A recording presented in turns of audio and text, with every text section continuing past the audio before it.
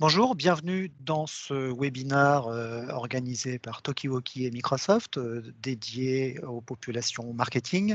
Le sujet d'aujourd'hui sera comment les marques s'appuient sur leurs meilleurs clients pour booster leur croissance.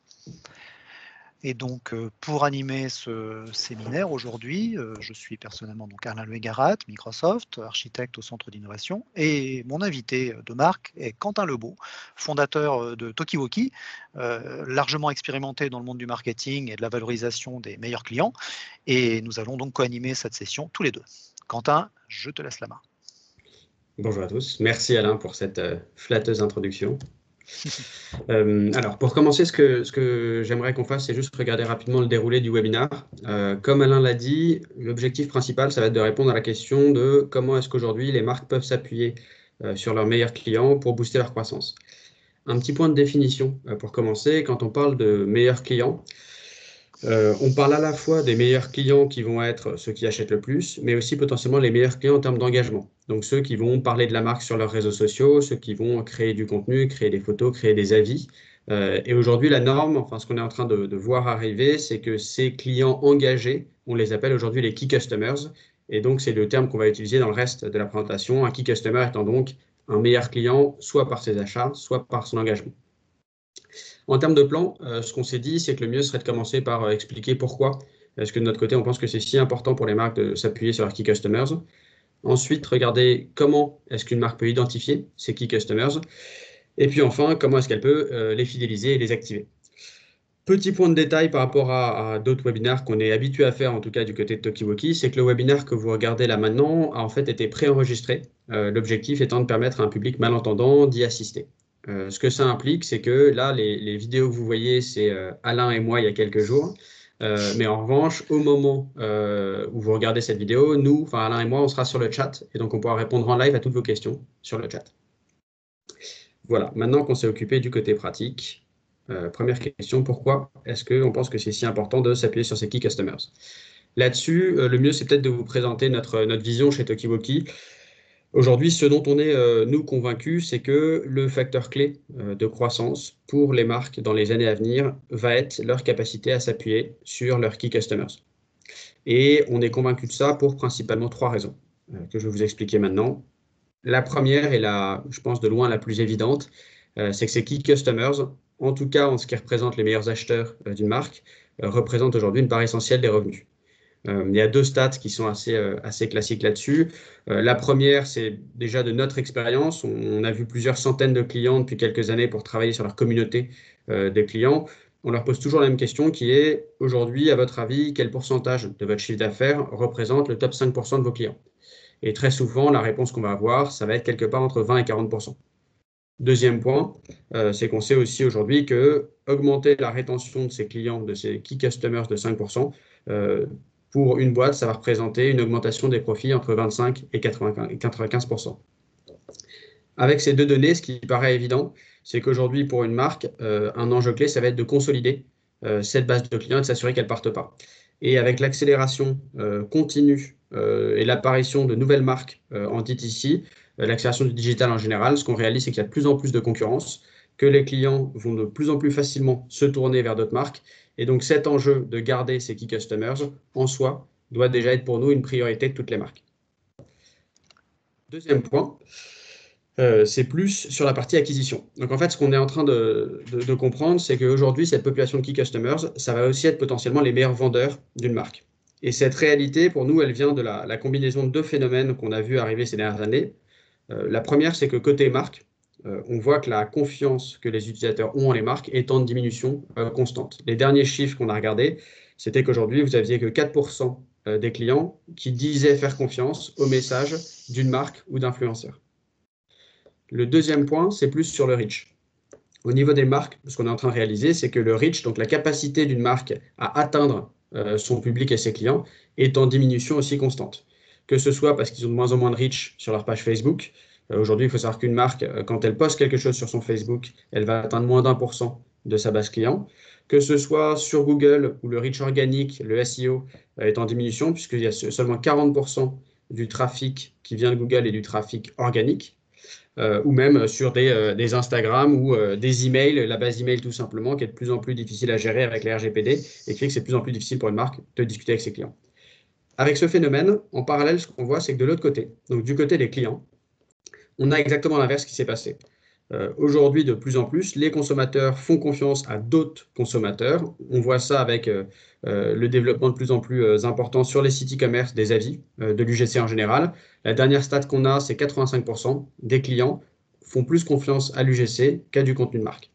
Et en parallèle, et c'est peut-être le changement le plus intéressant, c'est que le reach a augmenté. Alors, on n'a jamais vraiment réussi à trouver de chiffres crédibles ou bien documentés de notre côté là-dessus, donc je suis obligé de donner mon exemple, ce qui n'est pas forcément la meilleure méthode, mais ça vous permet quand même d'avoir une idée. Si je m'amuse à prendre ce que moi j'étais capable de faire il y a 10, 15, 20 ans, plutôt 15, 20 ans, si jamais j'aimais un produit, je pouvais maximum en une journée, si je me chauffais, parler à, je dirais, une vingtaine de mes amis de mon produit. Aujourd'hui, si je m'amuse à ajouter mon Facebook, mon Instagram, mon Twitter, mon LinkedIn, je peux parler en quelques secondes à plusieurs milliers de personnes. Et en fait, cette réalité appliquée à tous les clients d'une marque, ça fait qu'aujourd'hui, les key customers d'une marque représentent un pool d'acquisition de nouveaux clients, un porte-voix beaucoup plus important qu'avant. Et donc, un point clé pour une marque, ça va être de se dire comment est-ce que je peux m'appuyer sur mes key customers pour avoir une croissance exponentielle.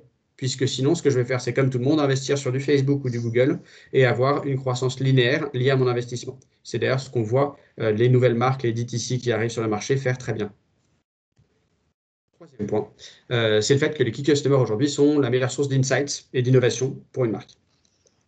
La stat qu'on a trouvée nous de notre côté, c'est qu'aujourd'hui, 70% des nouveaux produits, en général, ne survivent pas plus de 18 mois sur un marché.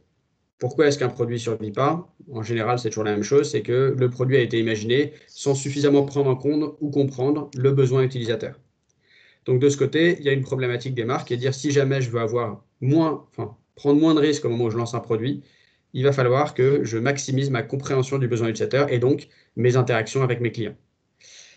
L'autre point, qui va à peu près dans le même sens, c'est qu'une étude assez amusante, elle a été faite par 3M, le géant américain de tout ce qui est industrie pharmaceutique et consumer goods. Eux, ce qu'ils ont repéré, c'est qu'ils se sont amusés à prendre plus de 1000 innovations, 1000 nouveaux produits ou services qu'ils avaient créés depuis 10 ans, et ils ont regardé parmi ces innovations lesquelles avaient été co-construites ou avaient impliqué à un moment ou à un autre l'utilisateur ou le client, et lesquelles avaient été faites totalement en interne. Ce qu'ils ont repéré, c'est que celles qui avaient été faites avec la participation du client, aujourd'hui rapportaient en moyenne 8 fois plus de revenus. Donc toutes ces stats, tous ces chiffres, ça dit à peu près toujours la même chose, c'est de dire si jamais une marque veut être capable d'innover et de partir dans la bonne direction, il faut qu'elle s'appuie sur ses key customers. Et même dans notre expérience des 8 derniers mois, ce qu'on a vu avec tous nos clients avec qui on travaille sur des plateformes communautaires et des communautés, c'est qu'un avantage clé qu'ils avaient pendant la crise du Covid, c'est qu'ils étaient capables en continu de s'adresser à leurs clients pour savoir quels produits il fallait mettre en avant dans le cadre de la crise, comment il fallait communiquer à leurs clients, est-ce que les gens voulaient être livrés, est-ce qu'ils ne voulaient pas être livrés, comment ils imaginaient le retour en magasin. Et tout ça, ça leur a permis en fait de naviguer dans cette espèce de situation incertaine pour être sûr d'aller dans le bon sens et de moins se tromper.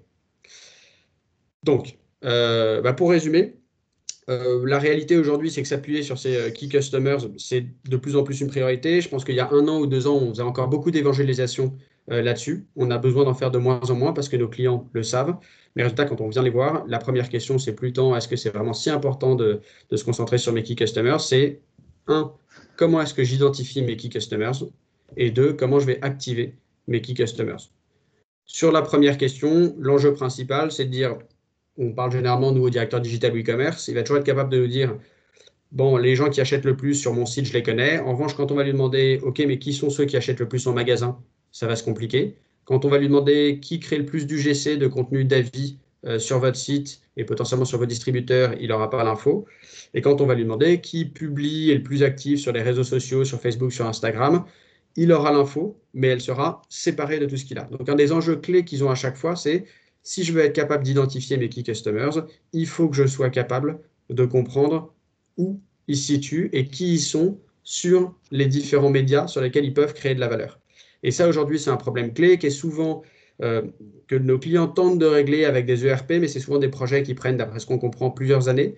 Et là où on était hyper content de faire ce séminaire, ce webinaire avec Microsoft, c'est qu'en fait, le nouveau produit de Microsoft que va vous présenter Alain, pour nous, a l'air d'être une des manières les plus efficaces ou rapides d'arriver à cette connaissance client pour ensuite pouvoir travailler avec nous sur l'activation de ces Key Customers. Donc Alain, je vais te laisser la parole sur votre Customer Data Platform. Quelle introduction, merci Quentin. Donc effectivement, comment trouver ces key customers? Ça consiste en premier lieu à pouvoir agréger et intégrer les données qui viennent des différents silos que tu as évoqués. Ouais, voilà, c'est ça. Donc, si on prend le cycle de vie d'une relation client, ça passe, comme tu l'as évoqué, Quentin, par pas mal d'étapes. Donc, on peut avoir quelqu'un qui va d'abord cliquer sur une bannière publicitaire, presque par accident, se rapprocher du site web, commencer peut-être à établir une relation avec la marque au travers du site web. Donc là, on est dans la phase qui est à la gauche de ce slide, une phase plutôt marketing, comme tu l'évoquais, c'est des systèmes en ligne qui vont évoquer cela. Et donc, les données de ce client qui se rapproche de la marque vont atterrir dans un premier silo de données. Le jour où le client passera le seuil d'un magasin physique, il va établir peut-être une nouvelle connexion avec des agents sur place, il va acheter, donc du coup ces informations vont atterrir dans un ERP et on va retomber dans d'autres silos. Et enfin, une fois l'acquisition faite, quand il va rentrer chez lui, utiliser les produits, en parler autour de lui, peut-être faire face à des challenges avec ses produits, donc des pannes ou autres, il va utiliser d'autres services, les services d'après-vente typiquement, qui vont aussi collecter de l'information. Et donc l'expérience client, c'est très simple, hein. L'expérience client, c'est égal à la somme des interactions du client au fil de tout ce cycle. Et on peut se dire que pour chaque interaction, on va probablement atterrir dans un silo de données. Et comme Quentin le disait, la problématique aujourd'hui, c'est qu'agréger ces différents silos de données, les traverser et être capable donc de créer une compréhension, une vue intégrale du client peut être relativement complexe. Si tu veux bien avancer sur le slide suivant, Quentin, voilà. Donc, ce que nous proposons aujourd'hui, c'est une nouvelle plateforme qui s'appelle Dynamics Customer Insight, qui est ce qu'on appelle une Customer Data Platform. Donc, une plateforme qui fait essentiellement 4 choses, avec vraiment un credo très très fort qui consiste à accélérer les processus. On ne veut pas lancer des projets pharaoniques d'agrégation de données qui vont prendre des semaines. On a besoin d'apporter de l'agilité. Et donc, le sujet, ça va être de se concentrer sur les 4 choses que vous avez à l'écran. La première chose, c'est être capable d'établir les ponts entre les silos de données existants. Que les données soient dans des systèmes historiques, dans des nouveaux systèmes, dans des sources software as a service, donc cloud, cela importe peu. On doit être capable d'aller attraper ces données quelque part et de les intégrer donc dans un référentiel unique, créer cette vue unique du client. Et on va voir dans un instant de quelle façon on s'y prend. Et j'insiste vraiment sur l'agilité de la plateforme. À partir du moment où la donnée est accessible, on veut compter en jours, au maximum en semaines, la durée de ces travaux. Ça ne doit pas aller au-delà de ça. Une fois que le deuxième élément important, c'est qu'une fois qu'on a créé un référentiel client stable, accessible, on va pouvoir faire 2 choses avec celui-ci. Comme vous avez des gros volumes de données clients, vous allez pouvoir probablement alimenter des algorithmes existants. Ça ne sera pas le sujet aujourd'hui de traiter de l'intelligence artificielle ou de l'apprentissage machine, mais sachez, gardez en tête que c'est un excellent accélérateur. Puisqu'on crée les gros volumes de données, on est capable d'alimenter ces algorithmes, donc de les affiner. Et de la même façon, on est capable d'utiliser des algorithmes déjà existants pour raffiner la donnée qui a été agrégée. Et donc, typiquement, faire des rapprochements de profils, par exemple, entre un système de facturation dans le monde physique et un système d'évaluation de produits en ligne. Donc ça, c'est quelque chose qui peut être un très bon sujet. Le troisième élément, qui est assez proche de celui-ci, c'est également d'enrichir ces données avec des sources externes. Typiquement, Microsoft propose aujourd'hui, dans certaines géographies, d'enrichir les données que vous avez agrégées avec nos propres graphes, donc les graphes de comportement sous Bing, sous LinkedIn, sous Office. Et le quatrième élément, avoir créé ces jolis profils et les avoir enrichis et les avoir affinés n'a pas franchement de sens si on les laisse dans un nouveau silo. Et donc l'idée, c'est de pouvoir éjecter ces informations et les rendre ingérables dans les systèmes existants, de façon à ce que vos agents d'accueil en magasin, par exemple, puissent en profiter, ou que l'expérience de votre client en ligne puisse être améliorée et personnalisée grâce à cela. Et enfin donc, réinjecter, créer des nouvelles applications si c'est nécessaire pour cela. Et le point clé, donc, c'est sur ces 4 sujets. Donc, désiloter les données, les enrichir avec de l'intelligence artificielle et des sources externes, et ensuite les réinjecter dans les processus existants pour fluidifier la mise au point, par exemple, de nouvelles applications. L'idée, c'est de le faire de façon très, très agile et très rapide. Et donc, plutôt que de grandes conversations, je vous propose peut-être un petit aperçu sur ce à quoi ça ressemble. Je te passe l'écran, Alain. Je te remercie. Donc, je prends la main et normalement, voilà. Voilà, donc ce que vous voyez à l'écran ici, c'est effectivement l'interface sur Customer Insight. Alors, on parle d'un outil technique, hein, donc pour l'instant, enfin, vous allez voir, c'est quelque chose qui va simplement me permettre de passer au travers des 4 étapes que je viens de préciser de façon assez simplifiée. Donc, le premier sujet, ça va être si on veut avoir une vue décideur, voilà, je vous présente la page d'accueil. Celle-ci peut être assez intéressante, ça vous montre tout de suite où nous allons. L'exemple sur lequel je travaille, que je vous présente ici, contient 1 million de profils. Donc 1 million de profils qui ont été agrégés à partir d'un certain nombre de sources. Hein. C'est-à-dire que ce million de profils a été agrégé à partir, très précisément, de 8 systèmes, retail physiques, donc typiquement des systèmes de pilotage de magasins, qui peuvent être, donc on en a 8 différents ici, on pourra regarder quels ils sont, mais donc 8 sources différentes. On a également 2 systèmes d'enquête en ligne qui ont été utilisés en source, et enfin des systèmes de ticketing, donc le système de ticketing au sens du support ici, donc probablement plutôt du customer service. Donc ces 8 et 4, 12 sources de données nous ont permis d'agréger donc 1 million de profils clients. Donc ça, c'est la première chose et on va se poser là-dessus. Donc le premier sujet, c'est d'aller chercher sur ces différents systèmes, ces 12 systèmes, d'être capable d'y accéder, c'est la première chose. Et donc cela se fait au travers de connecteurs de données. Je vais vous montrer un petit peu la phase de connexion. Donc l'idée est assez simple, c'est de déclarer des sources de données, c'est ce que vous voyez actuellement, et de pouvoir rajouter des nouvelles sources de données pour enrichir ce système. Donc parmi les sources de données dont on dispose, vous pourriez voir ici typiquement des choses aussi simples que du fichier texte, typiquement. Donc ça, c'est le point pivot standard. Si vos profils clients sont par exemple stockés dans un CRM Salesforce, eh bien vous voyez que le connecteur Salesforce est directement disponible ici, tout comme des bases de données Redfish si elles étaient sur Amazon ou Azure si elles étaient chez Microsoft. Et donc l'idée, ça va être de pouvoir accéder à ces données là où elles sont, pour pouvoir enrichir le profil. Une fois qu'on a fait ça, le point, ça va être, donc vous avez créé un certain nombre de sources de données, le point, ça va être d'avoir la possibilité d'unifier ces données. Pardon.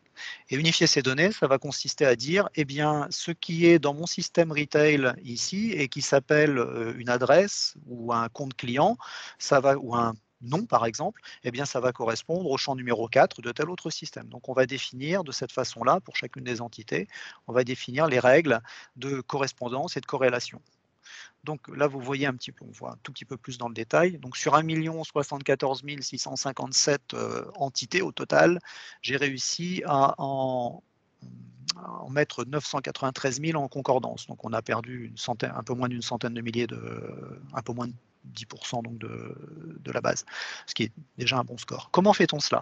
Eh bien, c'est quelque chose qui est réalisé en utilisant donc des systèmes d'intelligence artificielle relativement simples qui permettent donc, par exemple, ici, pour la base de remédiation, donc qui permet de corréler au système de vente, le système de ticketing, on va faire une corrélation sur la base du nom et de l'adresse. Et donc, très précisément, on va préciser que, bon là ici, j'ai plutôt du bon succès sur celle-ci, donc je n'ai malheureusement pas d'erreur à montrer, mais on va préciser qu'il faut que le nom se corresponde à 80%. Donc, si par exemple quelqu'un a inséré son nom complet en mettant prénom, nom, et que dans un autre système, il a mis, ça a été inversé en nom, prénom, on va passer au travers de cela. S'il y a eu des fautes de frappe qui ont été réalisées lors de la saisie du prénom, du nom, ou des surnoms qui ont été utilisés, on va pouvoir aussi passer au travers de cela. Et ainsi de suite, on va pouvoir donc enchaîner les systèmes de corrélation. Donc nom, adresse, ce sont des bons éléments, et voilà. Ici, on a une corrélation forte sur 100% du nom, par exemple, sur les bases contacts par rapport au CRM. Donc ça, c'est ce qui va permettre de définir quelles sont les règles de corrélation. Et une fois que ces règles sont définies, qu'on a pu évaluer leur pertinence grâce à ce que je vous ai montré à l'instant, eh bien on va effectuer la fusion de ces éléments et préciser que au final, ce qui fera référence, ça sera par exemple l'adresse qui a été fournie dans le système de livraison, parce qu'il est fort probable que vous ayez une mauvaise adresse, par exemple, dans votre CRM, mais que le client vous ait laissé une adresse parfaitement juste et à jour dans le système de livraison. Si les deux systèmes ne sont pas corrélés, on va dire que c'est celle de la livraison qui prend le pas. C'est comme ça qu'on va faire. Donc, le fait de créer cela, ça vous permet quoi? Ça vous permet donc de créer un profil client. Et voyons les profils clients. Donc, ici, je vous ai dit qu'on en avait 1 074 000. Donc voilà, un profil client, si on le regarde de près, ça représente ceci. Vous avez ici donc Pancho Stadar. Vous avez toutes les sources d'informations, toutes les données qui ont été retenues après la fusion sont présentées ici. Donc on a son nom, son dur, etc., son adresse, certaines informations qui sont venues des systèmes de facturation, des systèmes de surveille et autres. De façon extrêmement intéressante, et ça fait rebond sur ce que Quentin mentionnait tout à l'heure, vous voyez un deuxième élément qui a été créé au fil de l'eau. C'est que au travers des 12 systèmes que l'on a agrégés, eh bien, on a suivi un certain nombre d'interactions entre Pancho et notre marque, à savoir une transaction qui a été faite en magasin et il l'a payée par chèque. C'est ce qui est indiqué à cet endroit-là. Il a également lancé un ticket, donc c'était 6 mois après la transaction, il a lancé un ticket, donc il a demandé du support à notre service client. Et il a laissé une enquête en ligne. Alors, aucun doute que bien évidemment on peut avoir la note de l'enquête dans le système, ici on n'a pas choisi, on a choisi de ne pas l'afficher. D'autres éléments qui sont assez intéressants, c'est que au travers des différentes sources de données qu'on a agrégées, par exemple, on a pu enrichir ces sources de données avec la notion de mesure. Et ça, c'est quelque chose d'extrêmement intéressant puisque vous allez, par rapport à toutes les sources d'informations qu'on a agrégées, on va pouvoir créer des données synthétiques. Une donnée synthétique, c'est par exemple au niveau d'un client, ses acquisitions moyennes au fil sur toute la durée de sa vie avec nous. Donc, combien achète-t-il en moyenne à chaque transaction? Ou alors le nombre total de points qu'il a agrégé dans le système de fidélité, qui est présenté ici également, bien sûr, puisque le système de fidélité peut être une source par rapport à ce profil. Les ventes totales, donc combien nous a-t-il donné d'argent depuis le début de notre relation? C'est des choses qui peuvent avoir du sens. Et on va aller un petit peu plus loin, bien sûr, avec par exemple du calcul de NPS qui peut être inséré ici, qui n'est pas une donnée obligatoirement présente dans l'un des systèmes sources, mais qui a été rajoutée. Donc ça, c'est de la mesure qui va permettre d'enrichir ce profil client. Et ces mesures, vous les retrouvez effectivement sur les profils. Je recharge mes profils, on va en prendre un autre ici pour vous voyez que c'est des... Voilà. Alors là, on a Jonathan qui a eu une interaction un petit peu plus pauvre avec nous. Par contre, donc, une seule transaction, 11 points de... J'aurais peut-être pu choisir quelqu'un de plus sympathique ou de plus actif. Mais justement, c'est là qu'on va rapprocher des key customers. Voici ici, Adji a eu deux interactions, un ticket de support, une transaction en ligne, et vous avez ces éléments-là. À quoi servent ces mesures? Vous avez ici une première source qui est intéressante. Ces mesures elles vont vous permettre effectivement d'enrichir le profil client. Ça va aussi potentiellement être des mesures au niveau business, c'est-à-dire quelle est la valeur moyenne d'un client, donc ses achats moyens sur toute la base de clients, sur le million de profils dont on parle ici, eh bien c'est ce que vous allez retrouver sur la page d'accueil à cet endroit-là. Donc vous voyez, les mesures s'appliquent aussi bien au niveau des profils qu'au niveau global. Puisqu'on est capable de faire ces mesures et que les mesures peuvent être apportées à chacun des clients, on va par exemple, on va pouvoir créer ce que l'on appelle des segments. Et ces segments, c'est intéressant, ce sont des segments dynamiques qui vont être créés de façon automatique. C'est-à-dire que si un nouveau profil apparaît dans l'une des bases, toutes les 6 heures, les bases peuvent être remises à jour. Ce profil va alimenter donc la CDP et automatiquement enrichir l'un des segments. Donc parmi les segments que vous voyez apparaître ici, on a créé des segments qui sont assez simples. Quels sont les clients, par exemple, qui ont posté une enquête négative sur les 3 derniers mois? Quels sont les clients qui ont lancé une demande de support ces 6 derniers mois? Quels sont les clients qui, pendant les 12 derniers mois, ont eu toujours des évaluations au top de la performance? Et c'est typiquement ce genre de segment qui serait assez intéressant pour toi, Quentin, puisque ceux-là sont quand même les premiers suspects pour devenir des key customers, et c'est peut-être ceux que l'on va aller chercher et que l'on va donc éjecter de la CDP pour alimenter typiquement directement Toki. Et c'est ce qui m'amène à la dernière brique en fait de la Customer Data Platform qui peut être assez intéressante, c'est la capacité que l'on a à exposer ces données à des applications externe, ou éventuellement donc injecter ces données enrichies vers le système de votre choix, votre CRM par exemple. Donc vous voyez, on peut très bien avoir pris en amont les données qui étaient dans un CRM Salesforce, les enrichir avec les sources de données d'un ERP, d'un système de facturation, d'un système de service client.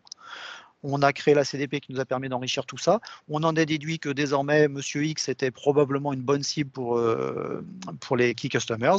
Et cet indicateur-là va être réinjecté dans le CRM de façon à réalimenter les processus qui sont en place.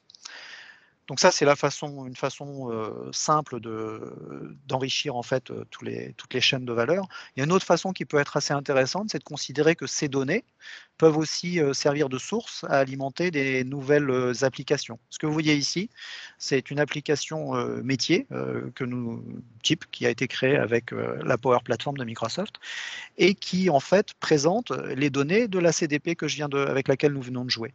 Et ça, c'est assez intéressant parce que si on prend le cas de certains de nos grands clients, comme Tivoli par exemple, le parc d'attractions au Danemark, eh bien c'est exactement ce qui a été fait. La CDP a été utilisée pour enrichir les données clients, créer le profil 360 du client, et la vraie valeur derrière, c'est de mettre cette donnée à la disposition des agents qui accueillent les clients sur site, dans le parc, de façon à pouvoir créer de la valeur. Et donc l'agent a une application qui ressemble à celle-ci, qui présente les profils des clients, qui présente les segments clients. Donc vous voyez ici les clients qui ont des risques de nous quitter, les clients qui sont contents, etc. Ça va nous permettre également donc de zoomer sur un profil client particulier. Baxi, ici, par exemple, vous avez l'intégralité des données de la CDP. Donc, le profil que l'on voyait tout à l'heure, que l'on partageait, qui était la vue un peu technique, vous voyez ici, on présente une vue qui est une vue beaucoup plus sympathique pour le collaborateur, qui va donc avoir les données fondamentales pour Baxi. On va bien mettre en page, en fait, ces informations et représenter la timeline qui nous était chère à l'instant sur cet environnement. On va également pouvoir donc, zoomer sur la timeline, bien sûr, et présenter un petit peu d'enrichissement lié à l'intelligence artificielle, c'est-à-dire que pour ce profil client, pour Baxi, voici quelles sont probablement les meilleures recommandations à avoir.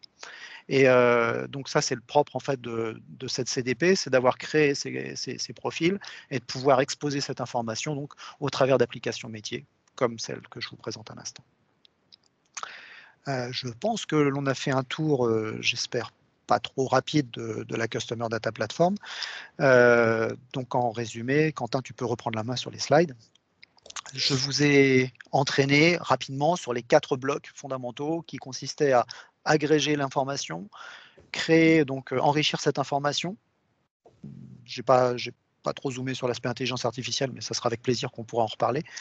Et ensuite, réexposer cette information donc, vers des différents médias. Quentin, à toi la main pour les slides. Merci. Alors, je pense qu'il faut que tu arrêtes de partager ou je peux juste... J'arrête de partager. Et si tu reprends le contrôle, est-ce que tu me confirmes? Alors, je te confirme qu'on te voit parfaitement. Je vais te bouger malgré la qualité de ton fond d'écran. Mini question, juste pour rendre le truc un peu concret aussi de mon côté. Ce que ça implique, par exemple, c'est que 2 choses. Un des use cases clés, par exemple, pour des marques de cosmétiques, c'est travailler avec leurs clients, leurs key customers, pour créer du contenu et notamment des avis. Est-ce que, par exemple, je suis une marque de cosmétiques, j'ai un système d'avis classique, j'ai un Bazar Voice sur mon site. Est-ce que je peux tout simplement te dropper, par exemple, le fichier de tous les clients qui n'ont jamais laissé des avis, que toi, tu fasses le matching, par exemple, avec mon CRM, et que tu sois capable ensuite de me trier un segment de clients qui sont ceux qui génèrent le plus d'avis? Bingo, 100%, on le fait en quelques heures. OK. Ça veut dire que j'ai été clair dans l'explication. Merci, ouais, Quentin. Très bien. Les résultats plus difficiles. Un des points qui est de plus en plus clé aussi pour les marques, je vais en parler plus tard, mais c'est la capacité à repérer parmi leurs key customers qui est engagé sur les réseaux sociaux, publie du contenu positif sur eux, mais aussi a du reach. Donc potentiellement a pas mal de followers sur Instagram ou pas mal d'amis sur Facebook. Nous, sur la plateforme, généralement, un des problèmes que les clients ont, c'est qu'ils ne savent pas qui sont leurs clients sur les réseaux sociaux. Donc, un truc qu'on va faire avec la plateforme communautaire, c'est qu'on va leur demander à ces meilleurs clients, on va faire des concours ou des trucs comme ça, et on va leur dire, est-ce que vous pouvez nous donner votre handle Instagram, donc votre nom Instagram, pour savoir un peu plus qui vous êtes. Est-ce que sur la base de ça, nous, par exemple, on peut, via la plateforme, donc utiliser en fait la plateforme en amont, oui, c'est ça, en amont de votre plateforme, et vous envoyer les datas de Instagram, par exemple, ce qui va ensuite nous permettre de créer un segment de clients qu'on appellera des ambassadeurs, qui sont tous les clients qui ont plus de X reach sur Instagram. Est-ce que, par exemple, une source de nous, ou même une source directe d'Instagram, c'est utilisable? Absolument, oui. Oui, tout à fait. Ça serait, enfin, on est passé rapidement dessus, mais l'une des sources de données potentielles, c'est bien sûr de la base de données interne. Donc, si tu prends le temps de structurer la base de données comme tu viens de le décrire, ça n'est qu'une source supplémentaire pour la CDP. Et après, le point fondamental, ça sera dans la segmentation, de travailler sur les algorithmes de segmentation, qui peuvent être aussi simples que je prends tous les gens qui ont plus de 10 000 followers, bon là, il n'y a pas d'intelligence, jusqu'à, tiens, je vais essayer d'identifier les profils qui pourraient devenir des grands influenceurs. Mais oui, Ok. fondamentalement, les sources de données il n'y a pas de limite là-dessus. Alors, il y a certaines sources qui sont pré-câblées. J'ai un peu insisté sur les CRM, Dynamics CRM ou Salesforce ou d'autres bases structurées. Après, ça peut être des bases beaucoup plus effectivement originales. Ok. Mais avec plaisir, on pourra bien sûr élaborer Ok. sur ce genre de sujet et le prototyper. Hein, c'est notre objectif aujourd'hui. Ok, bien sûr. La plateforme Ok. est gratuite, la plateforme est gratuite à l'essai pour 30 jours, donc il suffit de l'activer, il n'y a pas besoin de carte de crédit et on peut tester et comprendre comment ça marche. Et on peut, par exemple, demander à un de nos clients de vous dropper plein de données facilement d'un coup et vous vous débrouillez avec les données? Ou est-ce que ça demande aussi des ressources et des efforts que tes clients? Alors, c'est pas notre métier vraiment de faire le service comme ça, donc je préfère montrer au client comment le faire, accompagner le client D'accord. pour qu'il le fasse. C'est Ok. à nouveau le travail sur les données et j'ai bien insisté, hein, la normalisation des données, et le matching de données, c'est quelque chose qui se compte en heures ou en jours. Bon, après, en fonction des volumes, ça peut prendre du temps de traitement, qui Ouais. aussi se comptera en heures et en jours, mais les interfaces sont relativement simples. Mais on peut bien sûr accompagner nos Ok. clients. Puis on a des partenaires qui se sont spécialisés sur le sujet également. Donc aujourd'hui, l'écosystème est assez riche là-dessus. Le point, Ok. c'est de regarder, d'essayer. C'est Ok. facile de se faire une idée en investissant presque rien. Ok, À part du temps. super. Et la dernière question de mon côté, parce que ça m'intéresse. On n'a pas eu le temps de rentrer dans les détails tous les deux avant le webinaire et ça m'intéresse. Un des points qu'on a sur la plateforme, c'est qu'on a des systèmes de sondage. Donc, on va pouvoir envoyer des systèmes de sondage pour justement pouvoir segmenter les key customers en fonction de leurs produits préférés, en fonction de s'ils ont, je sais pas, la peau sèche, la peau grasse, etc. Est-ce que je peux, alors si j'ai bien compris, je peux faire un sondage dans la plateforme et te remonter les réponses d'un utilisateur au sondage. Ouais. Est-ce que, par exemple, je pourrais dans votre plateforme, créer un segment d'utilisateurs en fonction d'une de leurs réponses à un sondage? Oui, absolument, oui, tout à fait, Ok. sans Parce que ça, c'est un hésitation. use case qu'on entend souvent et que pour le coup, on n'est pas encore capable de faire de notre côté. Ok.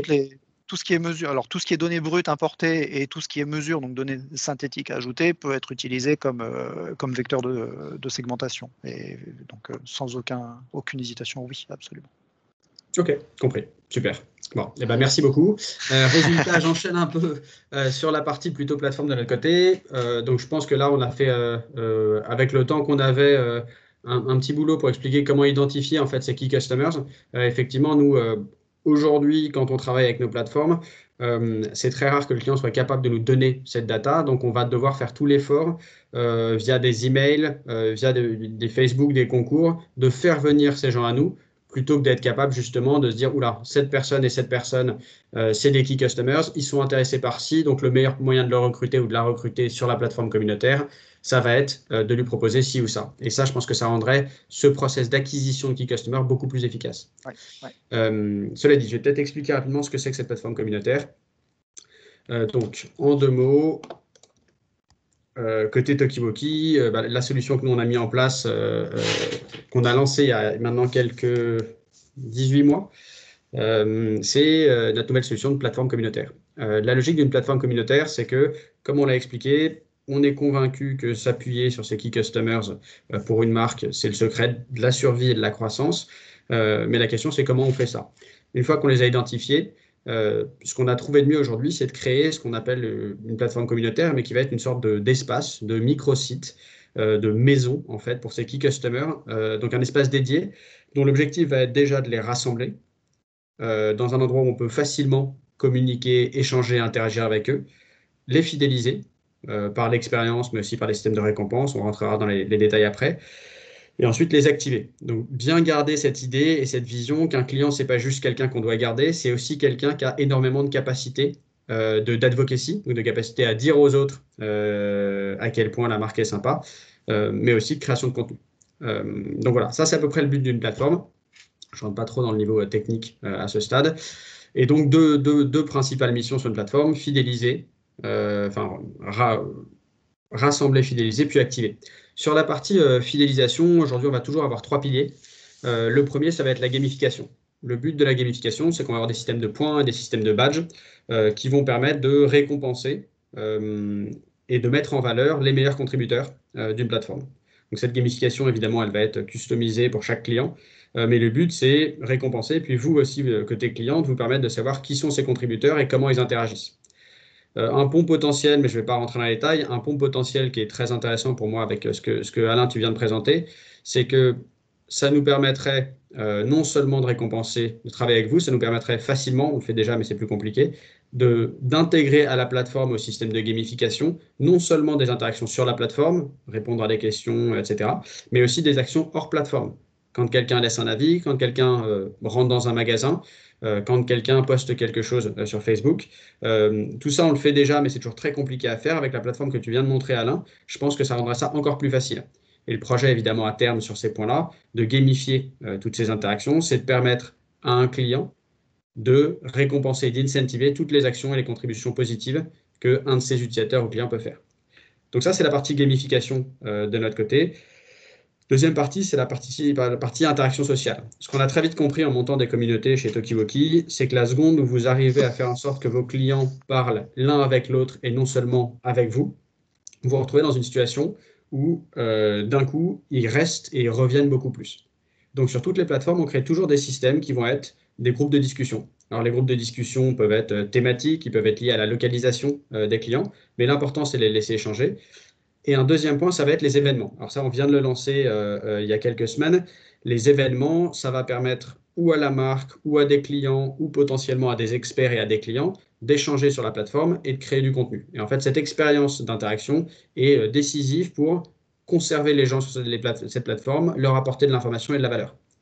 Si j'essaye là aussi de faire un lien avec ce que Alain, tu présentais, plus nous, sur Tokiwoki, on va être capable d'avoir d'infos du client, plus ces interactions vont être pertinentes. Typiquement, si je sais que tel client a acheté il y a 6 mois telle marque d'aspirateur et qu'un de mes objectifs, c'est de garder ce client et de lui offrir la meilleure expérience possible, un des événements que je vais lui proposer sur la plateforme, ça va être un petit tuto ou un cours rapide de un de mes experts qui lui explique comment entretenir ou nettoyer son aspirateur. Autre exemple, je sais que je suis une marque de cosmétiques, je sais que Marie ou parce qu'elle a répondu à la question, elle l'a sélectionné sur la plateforme, ou parce que grâce à un outil comme celui de Microsoft, je suis capable de rentrer ses derniers achats sur la plateforme. Une fois que je sais que ce qu'elle adore, c'est le rouge à lèvres, je vais être sur cette base capable de lui proposer un one-to-one avec un expert qui lui explique comment utiliser au mieux son rouge à lèvres ou créer un look make-up avec ce rouge à lèvres et créer cette espèce de relation one-to-one qui fidélise le client parce qu'on lui donne la bonne info et qu'on l'aide au moment où il en a besoin. Ça, c'est la partie interaction sociale. Dernière partie, et c'est là où la plateforme s'apparente et remplace souvent un système de programme de feed de notre côté, c'est la partie récompense. Et en fait, avec la plateforme, en fonction de toutes ces actions de ces key customers sur la plateforme, on va pouvoir les récompenser ou de façon classique, ce qu'on appelle traditionnelle, c'est-à-dire dire, bon, bah, quand tu atteins tel point sur la plateforme, tu as un statut et tu as tel avantage, ou autre chose qui nous intéresse autant, voire encore plus, c'est ce qu'on appelle le surprise and delight.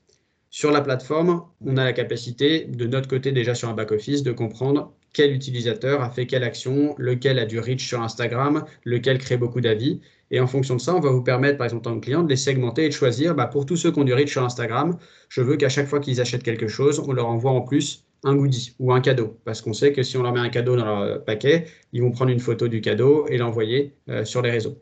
Donc là aussi, tout l'intérêt, c'est de créer les bonnes récompenses au bon moment pour fidéliser et faire partager ses clients. Et même chose, plus on a d'infos du client grâce à un outil comme celui de Microsoft, par exemple, plus on sera capable de créer la meilleure expérience pour ces key customers. Donc ça, c'est la partie fidélisation. Sur la partie plutôt activation, la question c'est, OK, j'ai réussi à mettre 100, 1000, 10 000 de mes super clients sur cette plateforme. Comment est-ce que je peux travailler avec eux à créer de la valeur pour la boîte? Et là-dessus, chaque marque avec laquelle on crée sa communauté va avoir des besoins business différents. Donc, quelques exemples, ça va être par exemple des marques souvent techniques vont nous demander de proposer à cette communauté d'aider les visiteurs en live via du chat ou via des forums. Les marques de cosmétiques ou d'autres qui ont besoin d'avis sur un site produit vont faire des systèmes de test produits, des plateformes de test avec notre plateforme communautaire pour faire tester les produits et avoir du contenu. On va aussi avoir de façon plus générale la création d'UGC, le fait de demander à ses clients de créer des vraies photos, dont on sait que les vraies photos de clients aujourd'hui convertissent mieux, même sur un site e-commerce, que les photos un peu mannequins de marque. Créer des tutos, des looks, des projets, ça va dépendre un peu de à qui on travaille. Avant-dernier point, sondage et co-création. Donc sur la plateforme, on intègre un système de sondage de co-création qui va permettre à une marque de justement, comme on en parlait tout à l'heure, réduire les risques de se tromper dans ses prochains produits. Et dernière partie, évidemment, c'est la partie social selling et référal, où sur la plateforme, certaines marques vont nous dire, moi, mon but, c'est d'aller chercher tous les gens qu'on dit riches et de les transformer en sorte de mini-ambassadeurs. Ça, c'est les façons d'activer. Pour vous donner quelques exemples un peu plus concrets, j'ai pensé à deux use cases. Le premier, c'est celui de Superdrug. Donc, Superdrug, c'est un de nos tout premiers clients sur la plateforme communautaire. C'est un peu le Sephora anglais. Et donc, on a créé ce qu'on appelle une plateforme communautaire, un hub communautaire. Les stats un peu génériques qu'on a depuis un an, c'est qu'on a réussi à engager 25 000 de leurs key customers. Ces key customers et toute personne qui passe par cette plateforme a un taux de conversion qui est 3 fois plus élevé que la moyenne.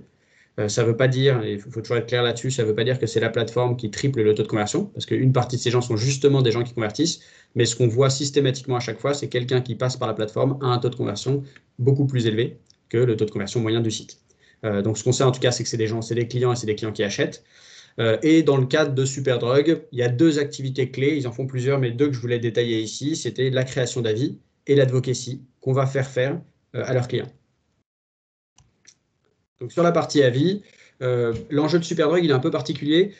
C'est un distrib à l'origine qui ont compris que pour survivre et pour croître, un des points clés pour eux, c'était aussi de commencer à développer leurs propres produits, donc leurs produits en marque blanche. C'est quelque chose qu'ils ont lancé il y a peu de temps.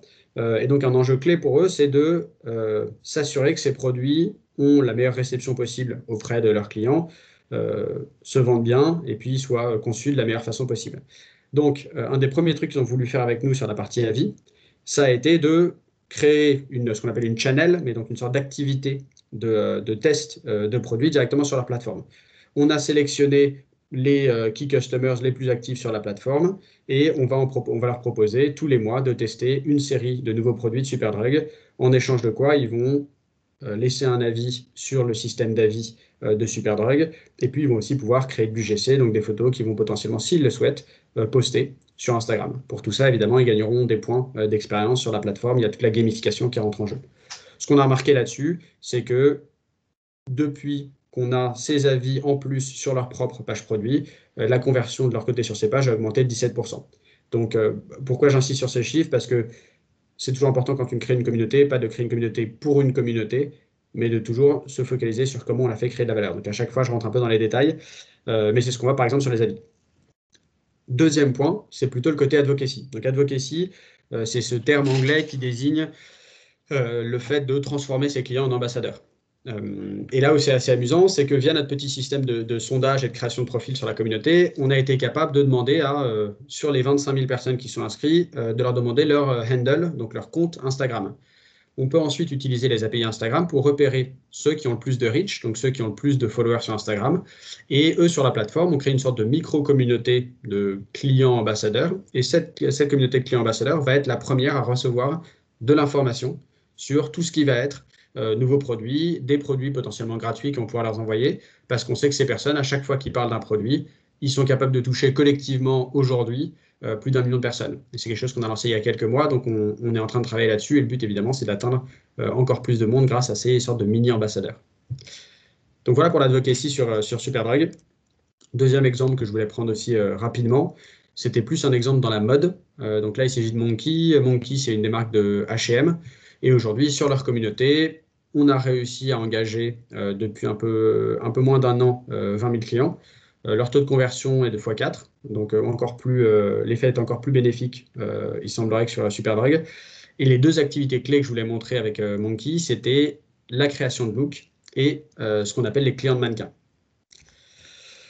Donc sur la création de look, un des premiers trucs qu'on a fait avec la communauté, ça a été de demander à la communauté, puis de demander sur Instagram aux clients de Monkey quels étaient leurs besoins, de quels services en fait ils auraient potentiellement besoin. Et une réponse qui est venue systématiquement, c'était des conseils en style.